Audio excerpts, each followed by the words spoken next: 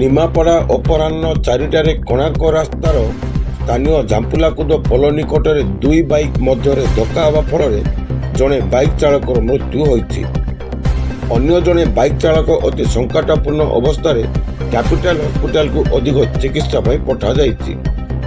ଗାଡ଼ି ଦୁଇଟିର ନମ୍ବର ଯଥାକ୍ରମେ OR 13E0845 OD 13X9524। ମିଳିଥିବା ସୂଚନାରୁ ପ୍ରକାଶ ଯେ ଝାମ୍ପୁଲାକୁଦ ଗ୍ରାମ ଶେଷ ମୁଣ୍ଡରେ ଥିବା ଏକ କେନାଲ ପୋଲ ନିକଟରେ ବାମନାଳ ପଞ୍ଚାୟତ ଅନ୍ତର୍ଗତ ବରିମୁଣ୍ଡ ଦେଉଳିସାହି ଗ୍ରାମର ବାଉରୀବନ୍ଧୁ ପଣ୍ଡାଙ୍କ ସାନ ପୁଅ 30 ବର୍ଷୀୟ ଦେବାଶିଷ ପଣ୍ଡା ବାଇକ୍ ଚଳାଇ କୋଣାର୍କ ପଟକୁ ଯାଉଥିବା ସମୟରେ ବିପରୀତ ଦିଗରୁ ତୁଳସୀପୁର ପଞ୍ଚାୟତ ଅଘୋରଶାସନ ଗ୍ରାମର ସୋନାକାଣ୍ଡିଙ୍କ ପୁଅ ତୋଫାନ କାଣ୍ଡିଙ୍କ ବିପରୀତ ଦିଗରୁ ନିମାପଡ଼ାକୁ ଆସିଥିଲେ। ଝାମ୍ପୁଲାକୁଦ ଗ୍ରାମ ଶେଷ ମୁଣ୍ଡରେ ଦୁଇ ବାଇକ୍ ମଧ୍ୟରେ ମୁହାଁମୁହିଁ ଧକ୍କା ହୋଇଥିଲା। ଧକ୍କା ଏତେ ତୀବ୍ରତର ଥିଲା, ଘଟଣାସ୍ଥଳରେ ଦେବାଶିଷଙ୍କ ମୃତ୍ୟୁ ହୋଇଯାଇଥିଲା।